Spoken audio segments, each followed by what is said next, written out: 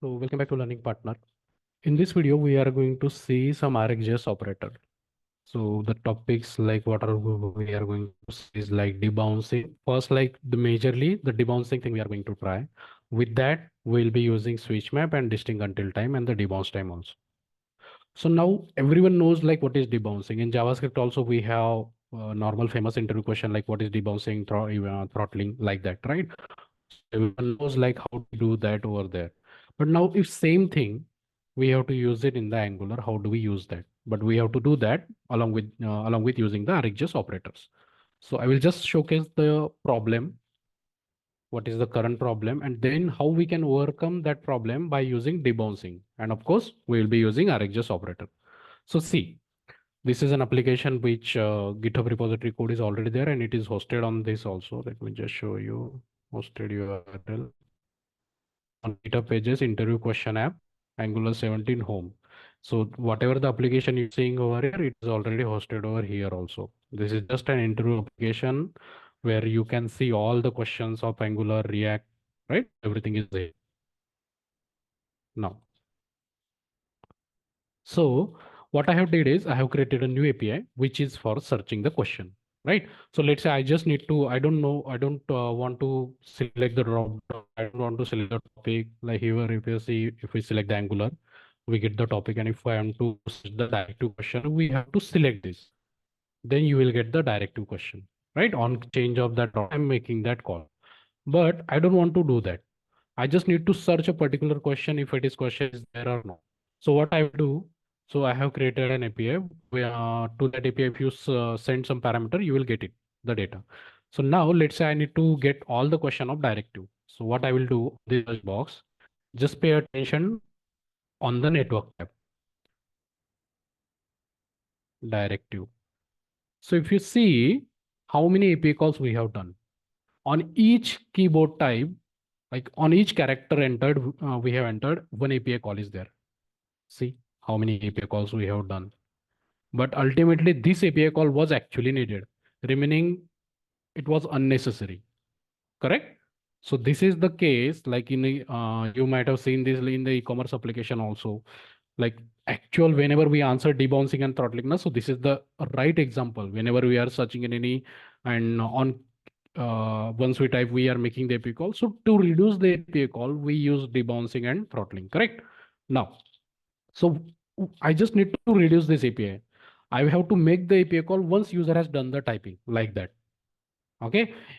So just pay attention like previously, just if we search the directive, we have around this much API call. Now we will start it. Now this is done with normal. I have created a search box. See, this is the search box. I have binded this with the search one ng model, and on ng model change, we are calling this function. So from here function, I'm directly making the API call. That's why on every, what do I say, on every keystroke, my API call is going to be there. Now we just need to convert this using debouncing. Now, whenever we have to implement debouncing kind of thing now, so always don't go with the ng model. Always try to use the reactive form model because we can subscribe to that, and in subscribe we can write properly. Now I'm going to create a what do I say, form control.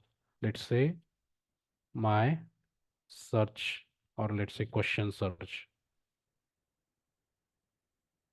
colon form control is equal to, let's initialize that also with empty. This is the form control we have created. Now we just need to, we don't need to create the form group, and inside that we can create control. We can simply create a individual form control also. But this is an Angular 17. So to use it, we need to add reactive form module. Then only we can use it. Now I have created this form control. Now this I have to bind to this text box. Now let's remove the ng model, and here form control. It is not suggesting.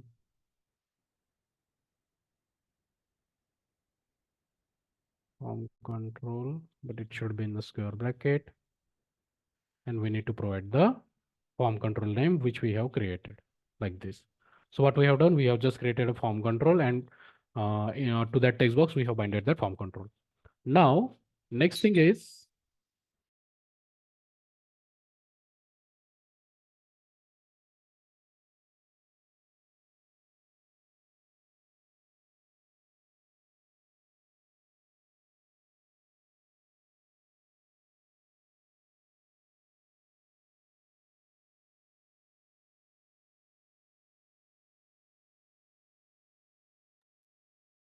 Sorry for the delay. So after this, now we can subscribe to this input text box change value because we have binded this with the form control. Now in, let's say, in constructor or in ng on it, we can write that code. So let's start it.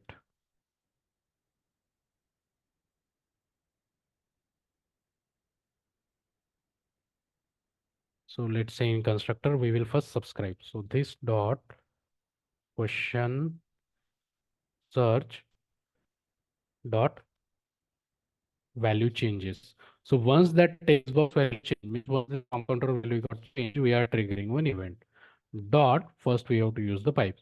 So pipe is an operator from RxJS which allows us to bind so many operators. Okay, round bracket. Now inside that.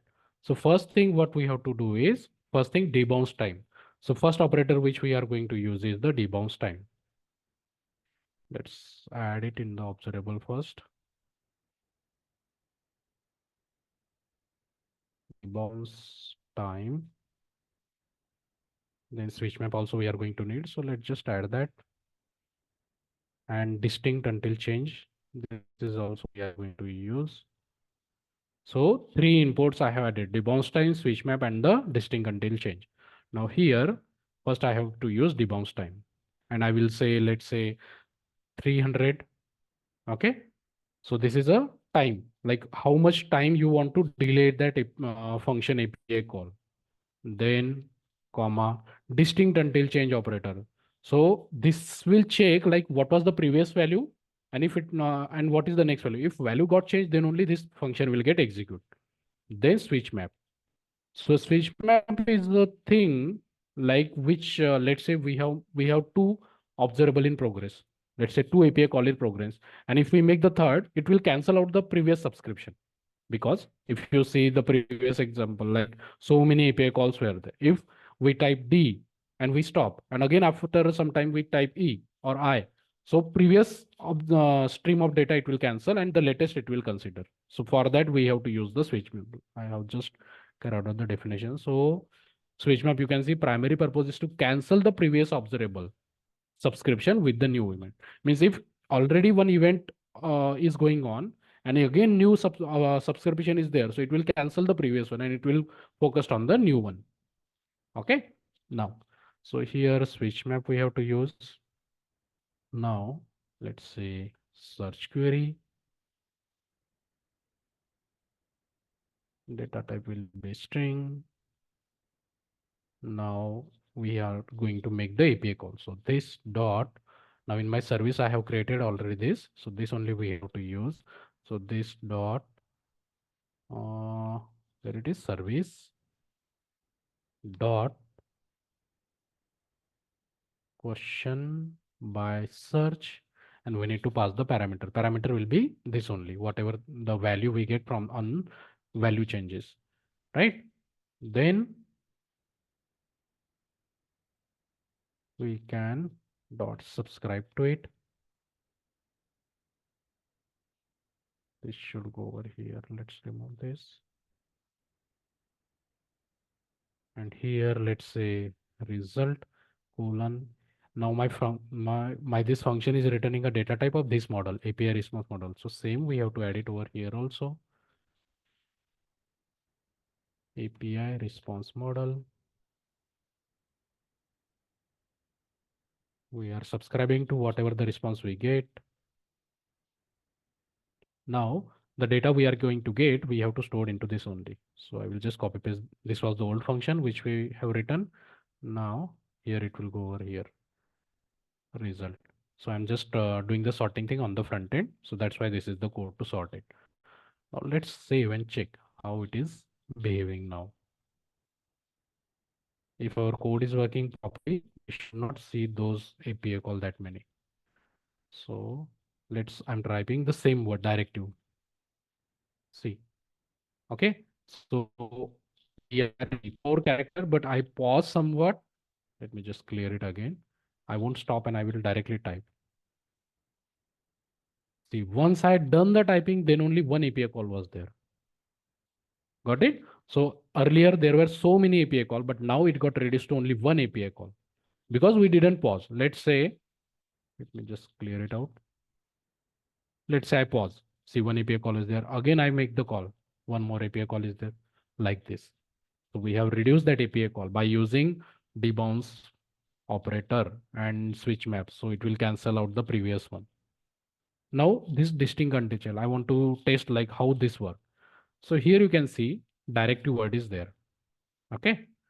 Now if I copy this and paste it over here, and okay, I'm not able to copy paste. So let's just, I have disabled it. Let me just remove that code. Event dot, there is the copy paste code I have done. Okay, I think in the directive, shared directive. No, here also it is not there. Where I have done the copy paste code.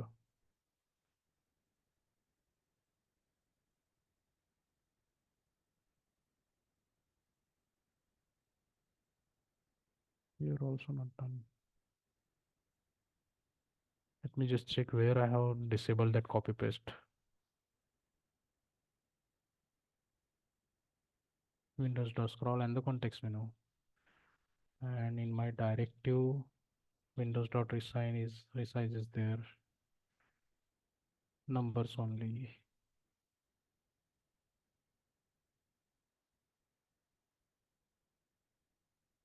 Yeah, so here we have done that. Let me just remove this.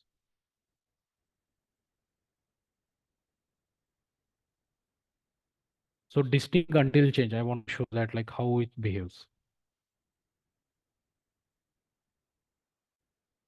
So let's just type directive. Let's copy this.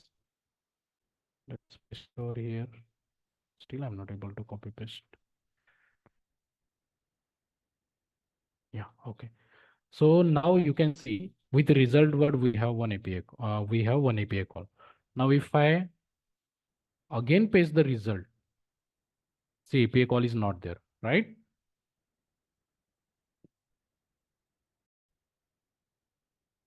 Just reload one more time. Let me just clear it. Let's reload. So distinct until I want to explain like how do you actually test it? Like how does it work? So currently what I'm doing, I'm just copying this result. Or let's yeah, result only. So if I'm pasting it over here, one API call is there because text box value got changed. But if I'm removing and again because it is empty, but let's try paste. One API call is there again. If I remove and paste, okay, so I have copy pasted it again, but the text box value doesn't get changed. Let me just clear it. Let's reload, then you will understand properly. So currently on the first result is there. Again, I'm pasting it. Okay, you won't be able to see it because you cannot see I'm pasting it. But once you implement that, you can try that. But now, if I remove this distinctUntilChanged, so now you will see the difference. So result we have done. Again, I'm pasting. See, one more API call is there. Again, I'm pasting. See, same word I'm copy pasting again and again, but value is not getting changed. But just I removed that operator, so it is not checking like what was the previous value and what is the next value. So distinctUntilChanged. So this is the operator which allows us to write the code like if previous value is not changed, then only it won't trigger this function. Correct? So this is the benefit of this, right? So we can use the debouncing thing in Angular by just combining debounceTime, distinctUntilChanged, and the switch. And you can subscribe to the response whatever you get from the API call. This is how we use the debouncing in Angular. So same code you will be able to see. I will push it into my repository, and the live example you will be able to see. I will be publishing the build just in some time. So you can have a code access also. So wherever you have the search box, you need to implement the search thing. So you can write code like this. So that's it with the current video. If you are new, please do like, subscribe, and like my videos.